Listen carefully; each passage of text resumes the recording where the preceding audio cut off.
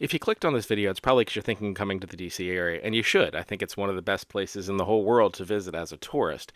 But if you watched a lot of travel bloggers, I think some of the advice they give doesn't make a lot of sense.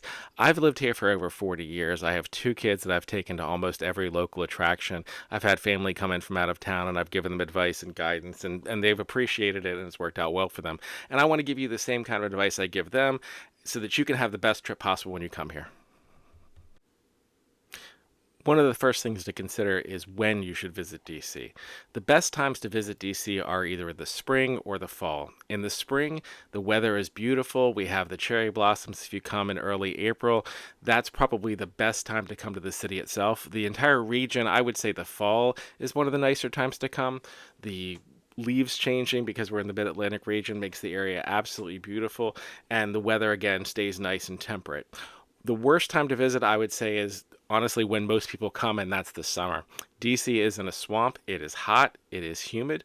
There are a lot of things you can do indoors, so you can, moderate the heat somewhat. But because everyone else is coming in the summer with their kids, the crowds just get absolutely out of control. Still a great visit if you have to come in the summer because that's the only time your kids are out of school. I still recommend it, but it's not the best time to come. Winter is not bad, but a lot of the things that you want to see, particularly with the monuments, are outdoors, and you never quite know what the weather is going to be in the winter. It does sometimes snow here. It does get pretty cold, but coming in the winter, I would still come in the winter over the summer because so many things are indoors, and you'll be able to avoid a lot of crowds. And crowds in the summer can really drive you crazy. Next, we'll talk about how to get to DC. Most people are going to be flying in, and you're going to be looking at one of the three major airports in the DC area: Dulles, Reagan National, and BWI.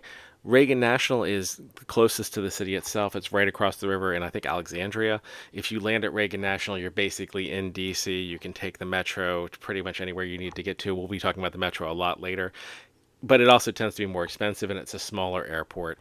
So take that into consideration. If you can get a cheaper flight to Reagan, I would go ahead and take that. I think that's your easiest option. Dulles and BWI are both about half hour to 45 minutes outside of DC. BWI is closer to Baltimore. Dulles is closer to, I guess, Richmond. I prefer flying into BWI because I like that airport a lot better. I find the traffic in Maryland to be a lot easier to navigate than the traffic in Virginia. Virginia has an area called the Mixing Bowl where they're doing a lot of construction on their beltway. Traffic in Virginia I find to be a lot worse than traffic in Maryland, but that just might be a bias as a Marylander. Dulles has recently, though, built a metro extension. So, in theory, if you fly into Dulles, you can catch the metro, but that's going to be a long run. I would say at least a half an hour just to get into the city. So, for BWI and Dulles, you're basically going to need to work out some sort of alternate transportation. BWI does have a MARC station, which is our local commuter rail that runs between Baltimore and DC, but that doesn't run as regularly as a metro. In terms of ground options, you have two choices. You can take the train in, which arrives at Union Station.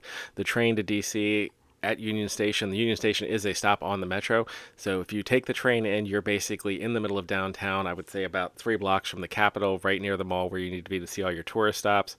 And you'll be able to use the metro to get anywhere you need to go in the city. We're going to talk a lot about the metro later. That's going to be your go-to for transit. If you decide to drive to the area, nothing wrong with driving to the area. Do not try to drive into DC. We will get into this more detail later, but you do not want to, if you can avoid it, try to drive in DC. Even locals get lost in DC. The DC is not set up in a grid system.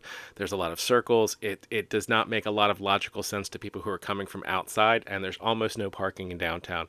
The rules of DC do not allow large buildings to be built, so there are not a lot of parking garages. It's just not a good idea to drive into DC.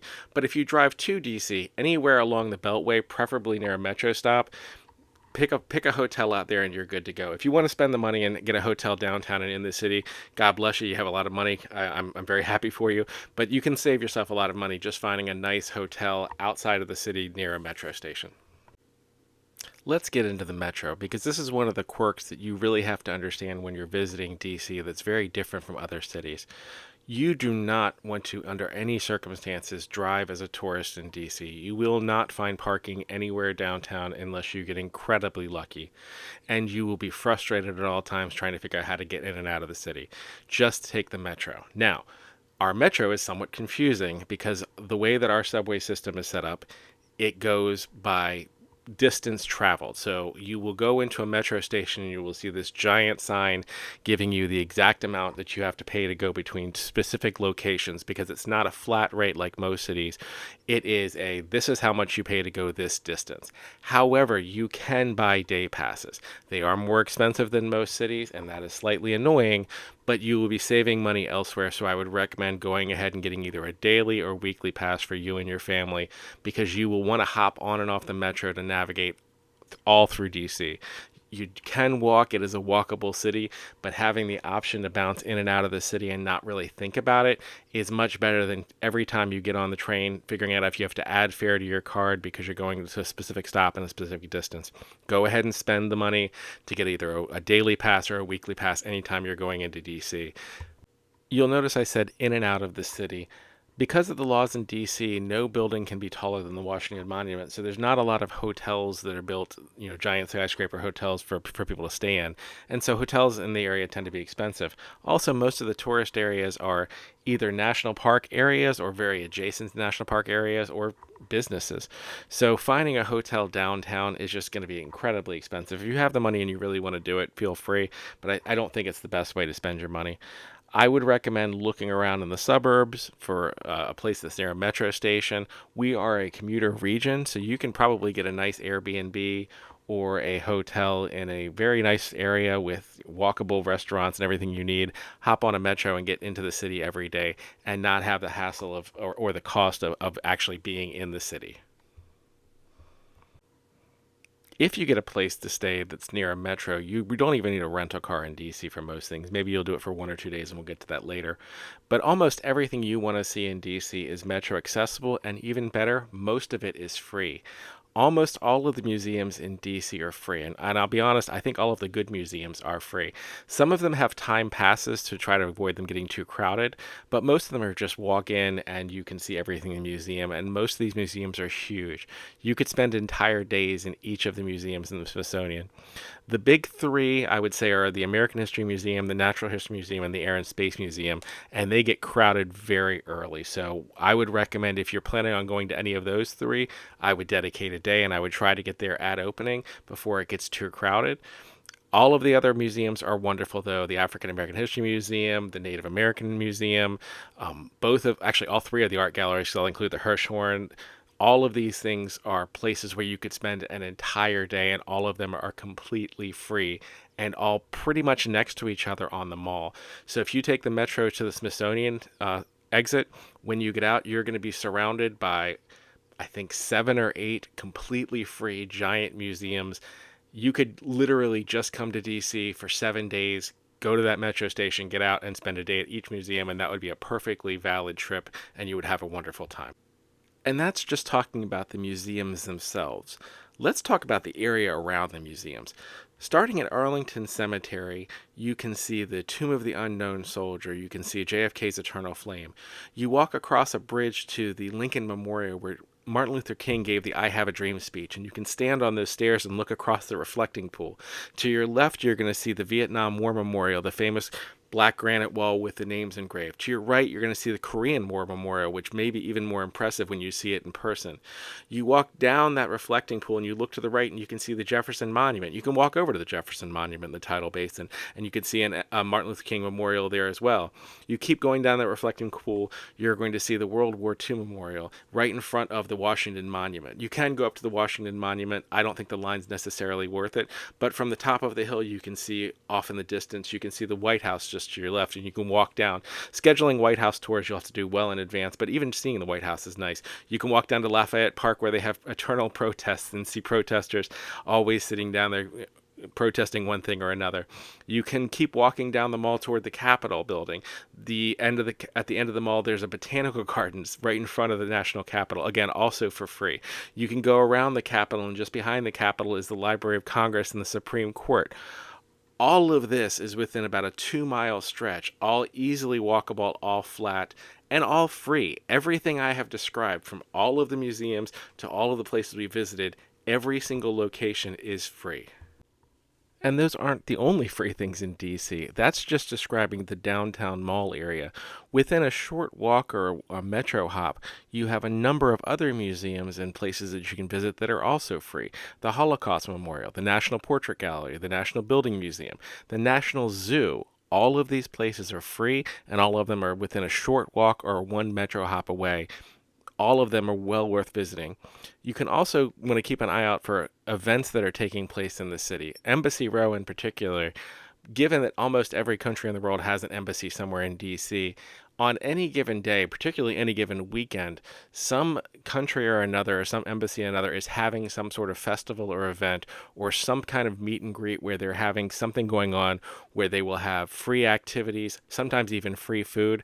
So before you come, look at the dates, look at the event calendars, particularly for the embassies, and plan accordingly. And while you're looking at that event calendar, the other thing to be aware of is because DC is the nation's capital, there is almost always some sort of event or rally or protest going on somewhere in the city.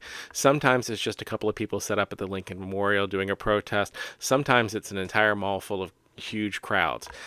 People in the DC area are used to this. It really doesn't phase us. But if you're coming to the area, you might want to make yourself aware, oh, this day there's going to be a huge crowd in this area. I don't necessarily want to go to that part of the mall.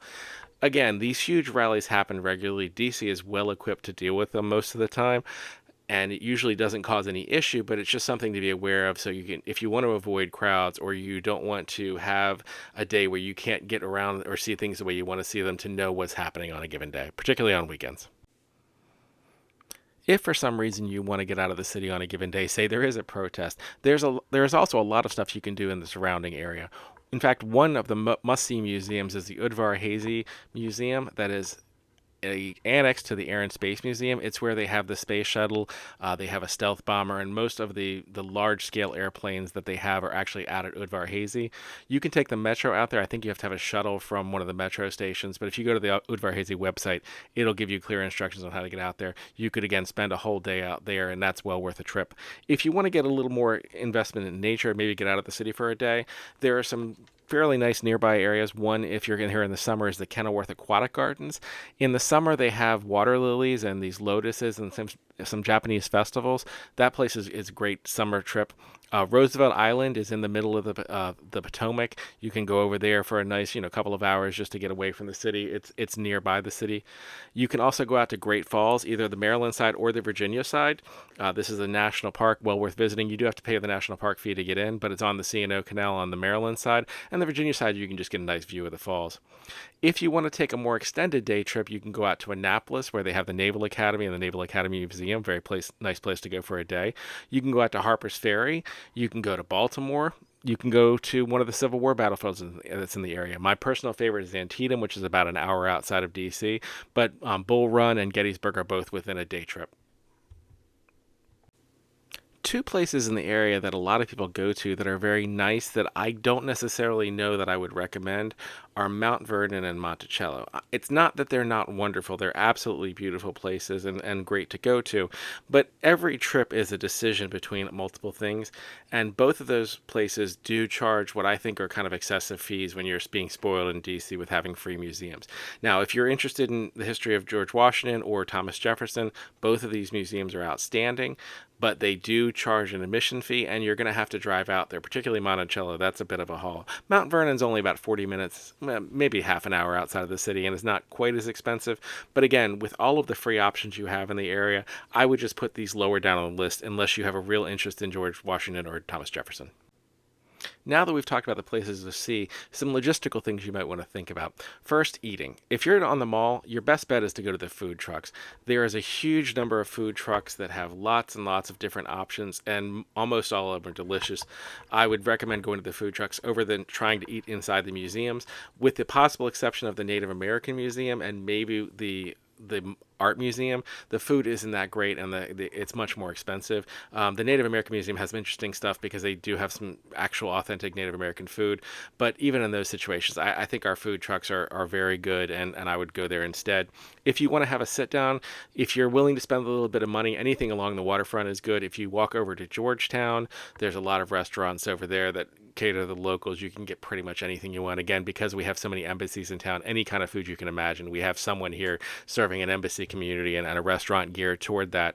If you go over to the other side of the waterfront, down past the Jefferson Memorial, again staying along the water, they've opened up that area down there to have a nice tourist kind of centered, a lot of clubs and things down there that you can get really good food, but again, it's a little bit on the pricier side. If you want to save some money, or not even save that much money, if you don't want to spend too much money, by both the stadium and the arena, you can usually get pretty good food. Chinatown is by the basketball stadium, and there are a lot of restaurants around there that are fairly reasonable price for a city. They're not going to be cheap, but you can get a sit down and get some pretty good food. And out by Nats Park, again, there's a lot of restaurants in the area that are kind of catering to the ballpark. You can get some reasonable priced food. But I would really recommend, when you're eating dinner particularly, to go out to restaurants in the suburbs. We have an area that has any type of food you can imagine, and some of them are worth driving to. Just look at the Yelp reviews, and if you have any areas you're staying in, if you put in the comments, I'll give you some tips. With all of these options, again, you always have to make choices on your trip depending on how long you're staying. If you're only in DC for a day or two, I would say go down to the mall, walk around, maybe hop in one museum. If you're here for a week, then you might want to look into doing some of the excursions out to a little bit farther areas, seeing a lot of things that are nearby and not just staying in the downtown mall area. If you have any questions about anything, or if you want some tips because you're coming on a trip, feel free to put it in the comments. Again, I'm making this video not because I want to make any money, but because I love my area and I want to give tips and have families enjoy coming here. So thank you for your time.